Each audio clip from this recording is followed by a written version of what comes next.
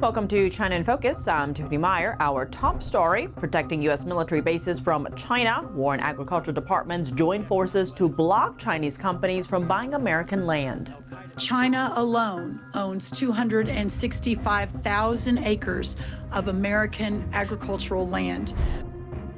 Lawmakers are sounding the alarm over foreign money flowing into U.S. nonprofits, especially from China, and its influence on American society. The People's Forum, an American tax-exempt group, hosts events and courses pushing Communist Party propaganda. The U.S. won't decouple from China, only de-risk. Treasury Secretary Scott Bessent says the U.S. and China are going to be rivals, but the relationship can still be productive. And Congress sends a message to China. Any invasion of Taiwan will have consequences. The House passed the Protect Taiwan Act, outlining how the U.S. would respond to threats. Exclusion from international bodies must be a part of that response.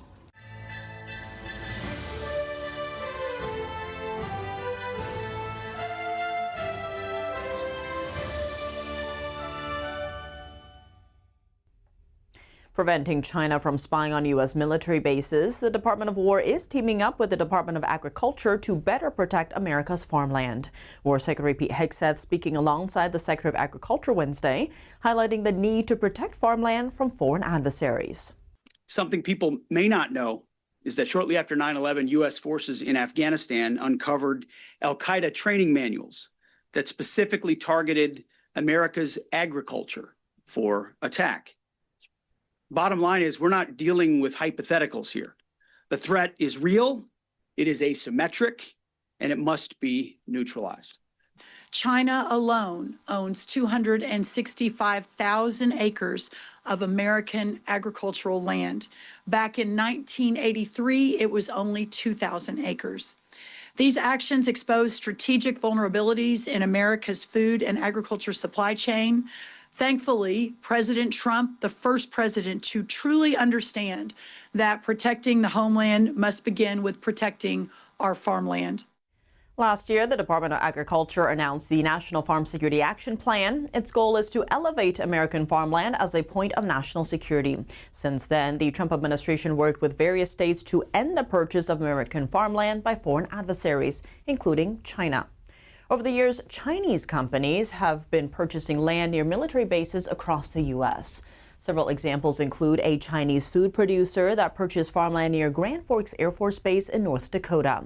Then there was a Chinese energy company who bought land near Laughlin Air Force Base in southern Texas, and a Chinese-linked crypto firm snapped up land near Francis E. Warren Air Base in Wyoming.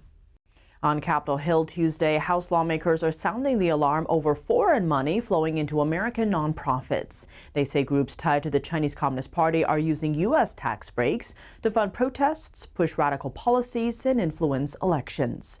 NTD's Washington correspondent Jack Bradley has the details.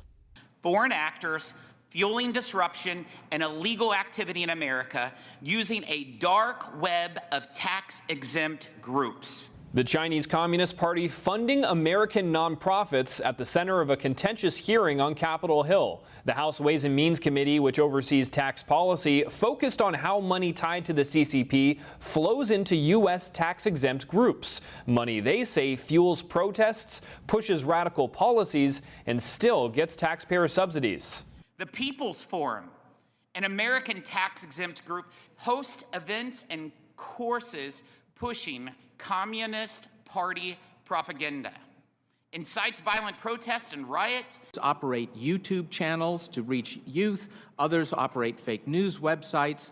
Still more lobby Congress. Federal property vandalized at Union Station, American flags burned and police officers assaulted, airports blocked at JFK and LAX. This is not grassroots protest. It is a repeatable system for paralyzing American infrastructure on demand, financed through U.S. tax law and aligned with a hostile foreign power. One example is billionaire Neville Roy Singham, a former U.S. tech executive now based in Shanghai. The panel says Singham funnels millions to shell companies that then fund nonprofits, which in turn train protesters and even spread pro-CCP propaganda. Neville Roy Singham donated over $20 million to the People's Forum through shell companies. Witnesses say that the problem is the tax code itself. They argue loopholes allow unlimited foreign cash into nonprofits without disclosure. There is no real requirement that discloses anywhere that they are receiving foreign funds. This is a huge threat to foreign interference in our elections. Many also tying the funding directly to swaying U.S. policy. Most recently, nonprofit groups have joined a push to defund ICE and attack law enforcement after receiving hundreds of thousands of dollars in donations linked to the Chinese Communist Party. The witnesses are pushing Congress to close loopholes in federal law that allows unlimited foreign cash flows into nonprofits. Some states already are moving in that direction, with Alabama and Michigan just passing laws last week to block foreign money in ballot measures. And a bill is now moving its way through Congress that would do that on the federal level. Reporting by Jack Bradley, NTD News. Joining NTD Steve Lance to discuss how the CCP is taking advantage of American nonprofits is Steve Yates, Senior China Research Fellow at the Heritage Foundation. Steve, this is really hard to believe. I want to play a soundbite from one of the witnesses today on Capitol Hill, Bruce Dubinsky. We simply do not know how much foreign money is flowing through the U.S. nonprofits or for what purposes. This lack of visibility creates real national security risks when foreign donors, including foreign governments, state-linked entities, sanctioned actors, or cutouts, use charitable structures to move money, gain influence, or mask illicit activity. Steve, you could help us understand, is this actually happening? And break down what gain influence and mask illicit activity means when it comes to how the CCP is operating in the U.S. Well, you're right that there are many layers to this challenge. So we'll start at the easiest part. There's foreign and domestic. And under the current tax code, when these contributions are coming into nonprofit public policy research institutions, there are many. I work at one.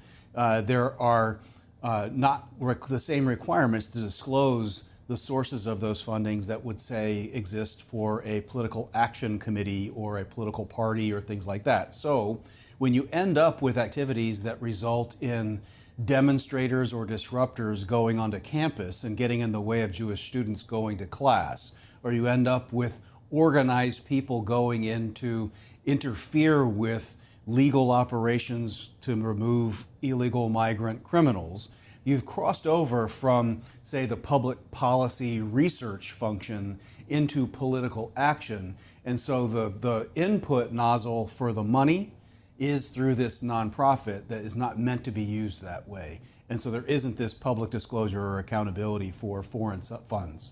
So to your point, there was another witness today on Capitol Hill who was giving examples of foreign nonprofits, Steve, and what they're advocating for in the U.S. Here's that. Abolishing private cars, eating less meat, training judges, protests, suing energy companies. These are just a few examples of what is being financed by foreign money, and it must stop.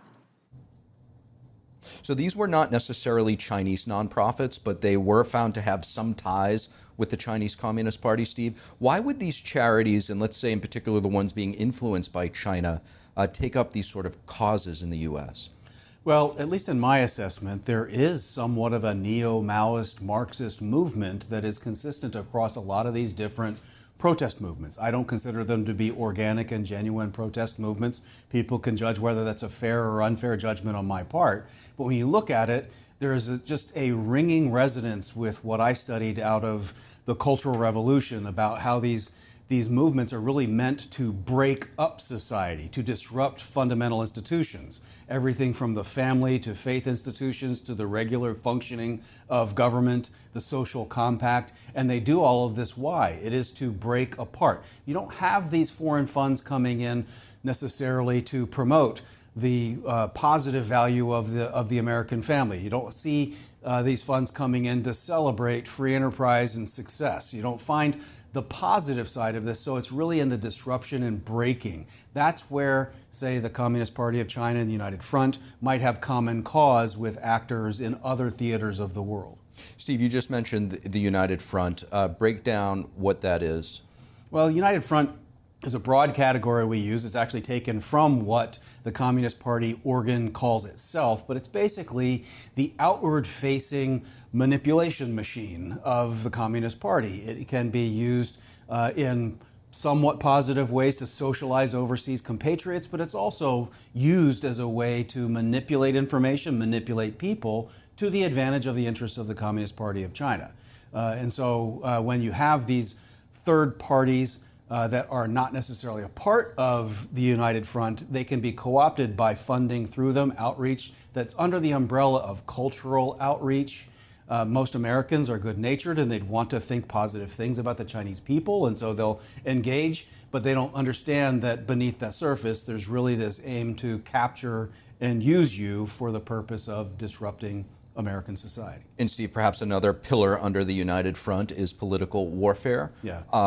There was one witness today who was talking about how nonprofits have also become major sources of political spending. Let's have a listen.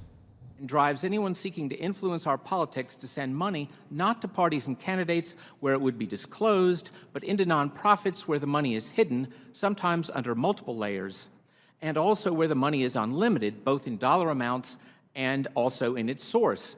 Foreign governments and foreign nationals like Hans Wies can give unlimited amounts. So, Steve, how could this type of loophole potentially be exploited by CCP actors?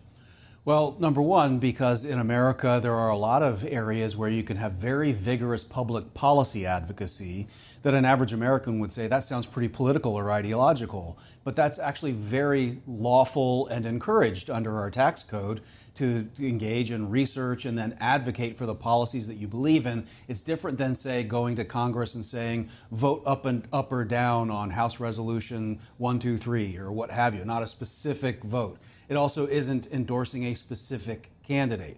That's where it goes over into these other entities that can advocate for parties and candidates and outcomes for bills and legislation. So that's sort of a gray zone that exists. It unfortunately does create an opportunity for this other kind of influence to come in. And this is, I think, a clever use by some of our adversaries and challengers to find a way in. Again, the key litmus test is, though, if we have government watchdog agencies that want to protect America, are these groups primarily looking to disrupt, or are they looking to build? And when you find, it's sort of by their fruits shall they be known. And so if you have them giving money to the American Red Cross and they're helping people in disaster relief, I think we have very minimal political risk when it comes to things like that. But when you find them directly tied to agitator organizations, protest movements that go from peaceful marching into actual violence, then they've crossed a line. And I think that's really where we're going to have to work out how do we craft statute better and how do we equip our government to be a better provider of our common defense, which is one of the first reasons we have a federal government. Treasury Secretary Scott Bessent says the relationship with China could be productive even as the two countries remain rivals. Treasury Secretary Scott Bessent told the BTG Pactual CEO conference in Sao Paulo Tuesday, "We are going to be rivals," referring to China. At the same time, he said U.S.-China relations are, quote, in a very comfortable place. Bessent added that the U.S. doesn't want to decouple from China, but it needs to de-risk. He says Washington is working to retake sovereignty in key industries like critical minerals, medicine, and semiconductors. China currently dominates the supply chains for critical minerals and medicine. Meanwhile, Taiwan produces nearly all of the world's most advanced chips. The island lies just 80 miles off China's coast and faces ongoing threats of invasion from Beijing. Bessent added that over the long term, China will need to rebalance its economy, pointing to its $1 trillion trade surplus with the world. He's set to meet with Vice Premier He Lifeng in the coming weeks to prepare for President Trump's China visit in April. NVIDIA is being told follow strict U.S. licensing rules or risk losing access to China's AI chip market. At a congressional hearing Tuesday, Commerce Secretary Howard Lutnick said the terms were negotiated with the State Department and that NVIDIA must live with them. One major sticking point is a proposed Know Your Customer requirement aimed at preventing China's military from accessing NVIDIA's H200 chips. Last week, Reuters reported that the company hasn't agreed to these terms, raising national security concerns. China had agreed on H200 chip imports for its tech giants Alibaba and Tencent, as well as AI startup DeepSeek. All three firms reportedly have close ties to the Chinese military. The sale of these chips were allowed after President Trump and China's Xi reached a trade truce in South Korea last October. The agreement also gave a one-year delay to a rule blocking U.S. tech exports to thousands of Chinese firms, as long as they aren't tied to the military. Coming up, Congress sends a message to China. Any invasion of Taiwan will have consequences. The House passed the Protect Taiwan Act, outlining how the U.S. would respond to threats. Exclusion from international bodies must be a part of that response. And Taiwan's president is pressing lawmakers to pass a stalled $40 billion defense budget. Part of the funding would go toward purchasing American weapons. More on that after the break here on China in Focus. Welcome back to China in Focus. I'm Tiffany Meyer. A warning from Congress to China. Invading Taiwan would come with consequences. The House passed the Protect Taiwan Act on Monday. It aims to remove China from 6 international financial organizations, including the G20, if Beijing threatens Taiwan's security. Here's Representative Frank Lucas, the bill's sponsor, speaking on the House floor. The United States' response to an invasion of Taiwan should be robust and include numerous sanctions and economic penalties. Exclusion from international bodies must be a part of that response. Taiwan's foreign minister posted a statement thanking lawmakers who supported the bill. He wrote, "This achievement once again highlights the cross-party support of the U.S. Congress for Taiwan's security and democratic resilience." Taiwan's President Lai Ching-te is pressing lawmakers to pass a stalled $40 billion defense budget. Opposition party lawmakers have blocked it and proposed a significantly smaller package instead. Lai warns that delays of the budget approval could raise questions in the international community about Taiwan's resolve to defend itself. I believe that Prime Minister Sanai Takaichi won the support of the Japanese people because in addition to strengthening Japan's defense capabilities and making Japan strong and prosperous, she also demonstrated Japan's determination to work with allied countries to maintain regional peace and stability. And over in Hong Kong, a father has been convicted under the city's draconian national security law. 69-year-old Kwok King-sang was found guilty of trying to access funds connected to his daughter, Anna Kwok. She currently lives in exile in the U.S. and leads the Washington-based Hong Kong Democracy Council as its executive director. Anna is wanted by Hong Kong police for her pro-democracy activities over the years. Her father had recently tried to access funds from an insurance policy under her name. Hong Kong authorities accused him of trying to seize the assets of a so-called absconder. He pleaded not guilty. U.S. lawmakers have criticized Beijing for using national security laws to intimidate overseas activists. Pro-democracy British Hong Kong businessman Jimmy Lai was sentenced by a Hong Kong court to 20 years in prison on Monday. Secretary of State Marco Rubio in a statement calling Jimmy Lai's verdict an unjust and tragic conclusion to this case. To discuss, entity Steve Lance was joined by Congressman Chris Smith, who co-chairs the Congressional Executive Commission on China. Congressman Chris Smith, thank you so much for joining. Steve, thank you for having me on. Appreciate it. It's great to have you with us, Congressman. So, British Hong Kong businessman Jimmy Lai just sentenced to 20 years in prison. He's 78 years old, really dire health conditions. It's ultimately a death sentence. What message is Beijing sending with this sentencing? Well, they're showing their true colors, and that's total intolerance. They crush anyone who speaks anything contrary to the Chinese Communist Party's rule, and it's a draconian rule at that. They are misusing, we know they would, the so-called security law in Hong Kong.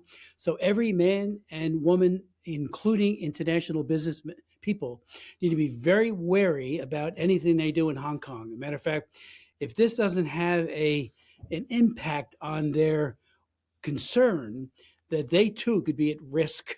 I mean, Jimmy Lai is a great man, not a good man, he's a great man who spoke truth to power, did it in a very, very non-confrontational way in terms of the way he went about writing. And Apple Daily did an amazing job in calling for democracy and human rights observance.